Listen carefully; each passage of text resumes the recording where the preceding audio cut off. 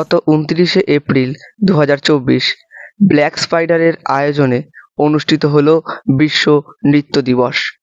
এই বিশ্ব নৃত্য দিবসে মোট ৩০টিরও বেশি নৃত্যগোষ্ঠী অংশগ্রহণ করেছিলেন। আমরা শুনে নেব ব্ল্যাক স্পাইডার নৃত্যগোষ্ঠীর কর্ণধারের কিছু কথা।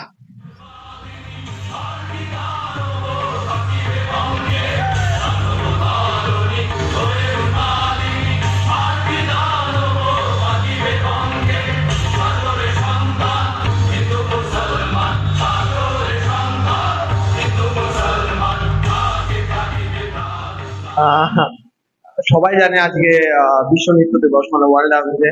তো এই বিশ্ব নৃত্য দিবস সবাই হয়তো ফেসবুকে স্ট্যাটাসে দেয় যে আজকে বিশ্ব নৃত্য দিবস, এই স্টোরিতে দেয়, কিন্তু আদেও অনেকে পালন করে কিনা, হয়তো করে, যারা ডান্সার তারা সবাই পালন করে।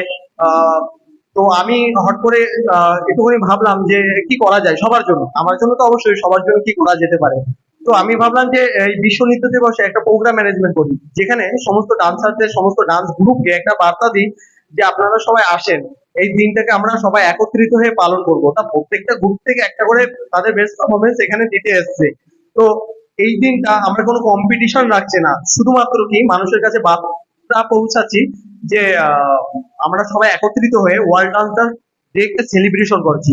তো রানাঘাটে এবছর দ্বিতীয়বার মানে সেলিব্রেশন হচ্ছে রানাঘাট নজরুল মঞ্চে। তো হয়তো যারা দেখছে তারাই বলতে পারবে যে কি পরিমাণে ভিড় হয়েছে এবছর, কারণ ভিড় হতেই হবে। 48খানা গ্রুপ ডান্স পারফরমেন্স হচ্ছে, টোটালে 35 এর উপরে টিম, মানে আরো বেশি। তো আনুমানিক কনফার্ম যেটা হলো সেটাই বললাম।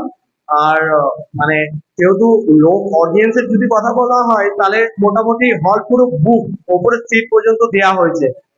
তো আমার একটা ইচ্ছা ছিল যে এই দিনটাকে পালন করা, তাই আজকের দিনে রানাঘাট নজরুল মঞ্চ থেকে সব থেকে বড় ওয়ার্ল্ড ডান্স ডে সেলিব্রেশন হচ্ছে।